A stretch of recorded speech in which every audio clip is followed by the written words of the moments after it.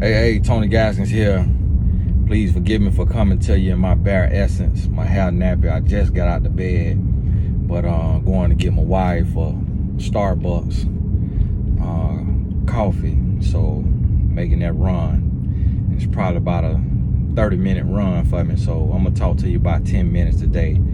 Sunday sermon mixed with Car Chronicles. Now, you know, one of the things that I see the most, that hinders people the most, one of the things, not the only thing, is a lack of forgiveness. A lot of people refuse to forgive. You may need to forgive your ex-husbands or your ex-husband. You may need to forgive your ex-boyfriend, your ex-wife, your ex-girlfriend, your mother, your father, your sister, your former friend. You may need to forgive. And see, a lot of times we feel like we hold on to unforgiveness like there's a reward for it. We hold on to unforgiveness like by us holding on to that, it's gonna make their life worse. And that's the issue.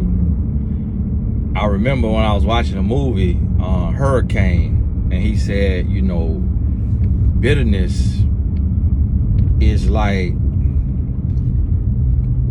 holding acid in a jar or something to that effect. Basically what he was saying is, when you holding on to the anger, the bitterness, the unforgiveness, it's only eating you alive on the inside. It's only eating you alive, and the people that you got that anger toward, they move on with their life. They living their life, and guess what? People will actually feel, the people that you angry with, the people that you haven't forgiven, they actually feel more free knowing that you're holding the anger. See, you holding the anger for all of y'all, for both of y'all. You holding the anger because it's not serving you, but you've freed them up. And then you will look at your life and you'll say, well, how is that fair? That they can move on with their life, live their life, and, you know, have all of this, have all of that, and be happy. It's because you're holding on to unforgiveness. And you have to understand that you cannot receive with a closed fist. You cannot receive with a closed heart. You cannot receive with a closed mind. So, especially if you pray, because God does not hold on to anger. God tells us to be slow to anger. Be angry and sin not. God tells us to forgive. And to forgive 70 times 7. They say, how many times you want me to forgive? 7 times? 70 times? Jesus say forgive 70 times 7 if you have to. And see, Jesus wasn't saying forgive 70 times 7 for self-righteousness. He wasn't saying it for his righteousness, for your righteousness. What he was saying it for is because that's love and that's your freedom. See, what Jesus knew is that you will become a slave to your unforgiveness. You will become a prisoner to unforgiveness because it weighs you down. You mad at your coworker, you mad at your coach, you mad at your teammate, you mad at whoever it may be in your life that hurt you, that lied to you, that stole from you, that abandoned you, that mistreated you. You mad with that person, and it's not benefiting you. It's not growing you. It's not blessing you. It's harming you. It's hindering you. And that's what you got to understand. You have to understand that you have to be willing to let it go, to forgive. And for different people, it's gonna look different. Now, one of the main ways that I recommend you forgive is to put the shoe on the other foot and to walk a mile in that person's shoes. I've heard people say, well, I'm mad with my parent because he or she abandoned me. And I say, now, let me ask you this. If your parent was raped or molested when they were a child, if they were beaten by the other parent, your other parent, if they were cheated on, spit on, broken, lied to, if their mother or father abandoned them, if they were so full of pain and so full of hatred and so full of spite that they felt like if they kept you in their presence, they would take that pain out on you, and that their presence in your life would make your life worse than their absence because they didn't have control of their pain and their toxicity. I say, now picture your mother being raped, being abused, being beat with a closed fist by a man over and over and over. Really internalize it. Watch it in your mind. Feel it. Now, if you can't feel that because you don't like her, because you hate her, now picture it to yourself. Picture it happening to yourself. And it may have happened to you. But when you take and you feel the pain that you felt. See, it's pain that some of us has felt that we wouldn't wish on our worst enemy.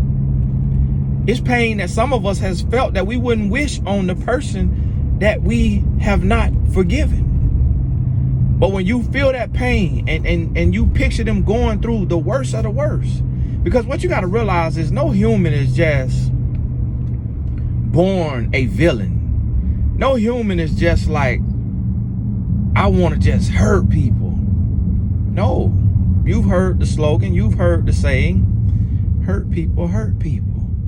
So the pain that was caused to you was an expression of the pain that was caused to them.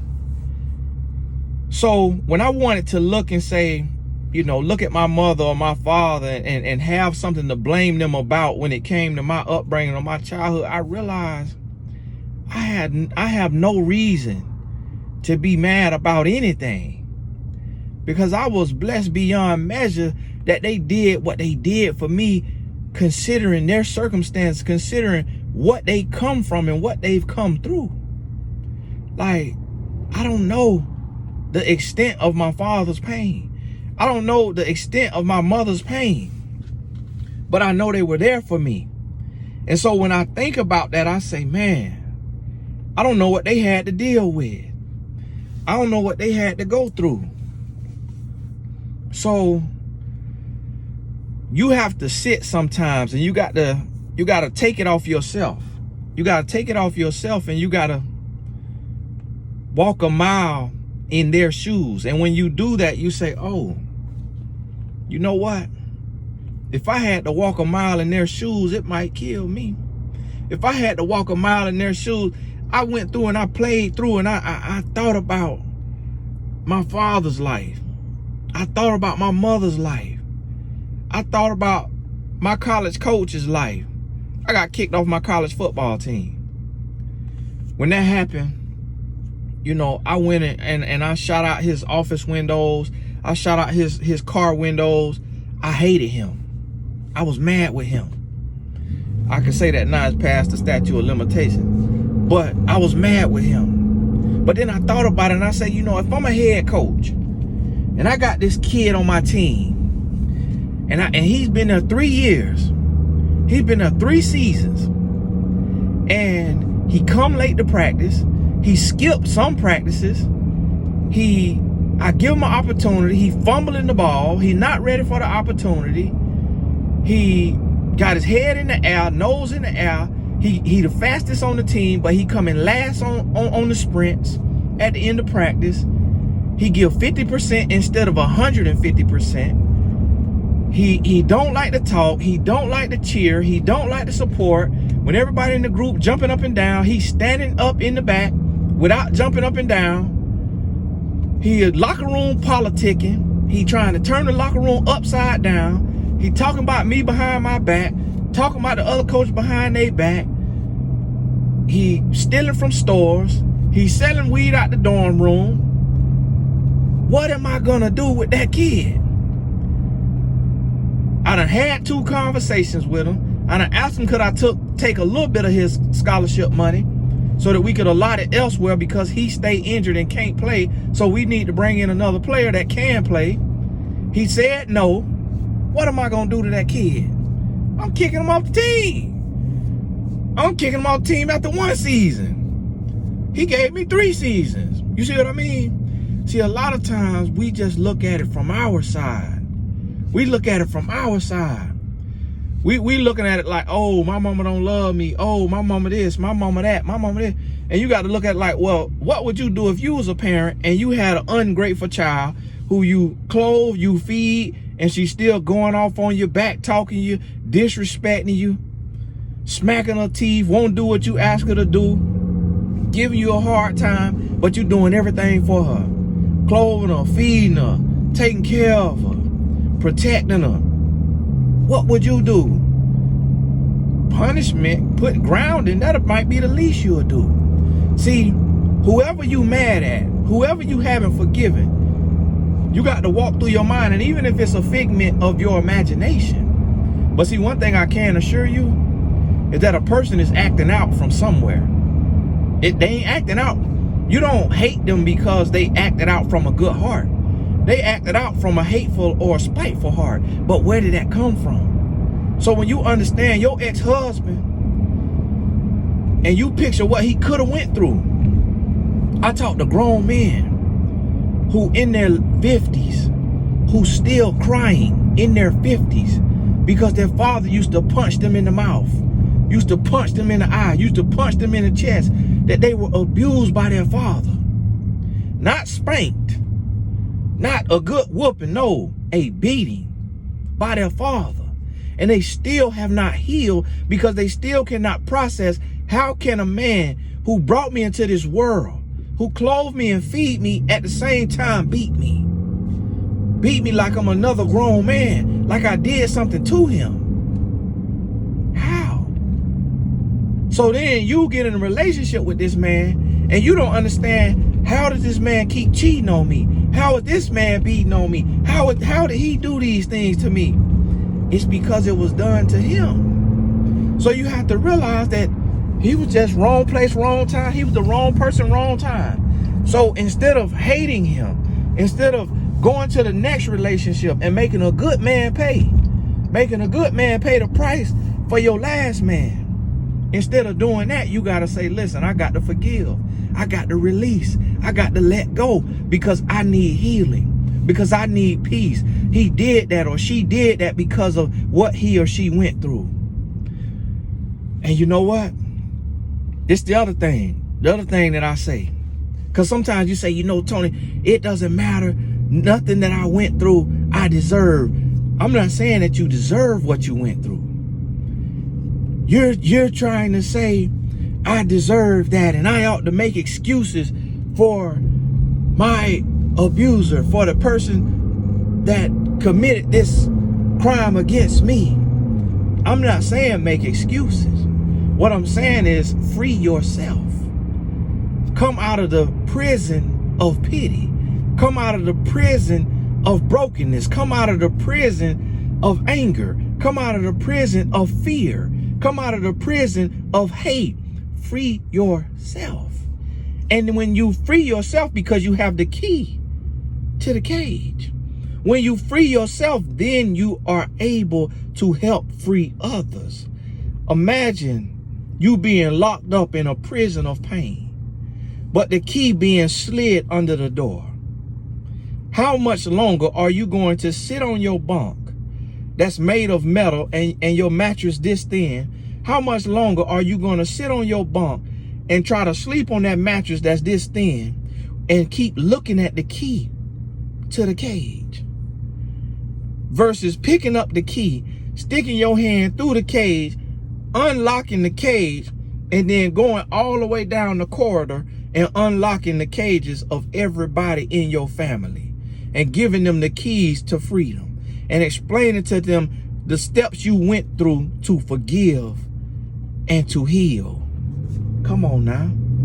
So let God work in you, then you do the work of God in the lives of others to help others. You be the disciple and let God use you the same way I'm letting God use me on this video to free you. And see, the next thing that I do, anything that I go through, anything that I've gone through,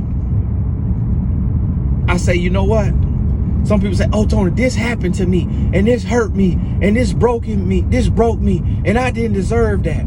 I think about somebody else that I know or that I love. And I say, now imagine had what happened to me happened to them. They might have been suicidal. They might have took their life. They might have took somebody else's life. They might have went on just a rampage of destruction because they don't have the mental fortitude that I have. Although it hurt me, although it broke me, although I was in a prison of anger, they could have done worse. So then I say, Lord, thank you that it was me and not my sister. Thank you that it was me and not my brother. Thank you that it was me and not my friend. Yes, it hurt. Yes, I cried. Yes, I was broken. Yes, I was lost. Yes, I was damaged. Yes, it was hard to get back up. But I'm thankful, God, that you spared me. I'm thankful that I'm here today and I could talk about it. And when I look at somebody else who went through something similar and I see that it didn't turn out the same for them. See, what happened to you in your life happened to other people and they're not here today. It killed them. It destroyed them. So when you look at this, you got to understand, even in the worst, if you hear you've been graced, if you hear you've been graced. So understand that. And today, pray for healing. You don't have to speak in tongues. You ain't got to shout the wallpaper off. Now, if that's what you want to do, if that's what comes, then that's what comes. But it don't have to be how hard you pray, how loud you pray. Because God hears you. He hears your heart before your mouth is open. Pray for peace. Pray for healing. Pray for forgiveness. Ask God for the heart to forgive those who have hurt you, just as he has forgiven you. And you will be blessed. Hey, this is Tony Gaskins. God bless you. We'll talk soon.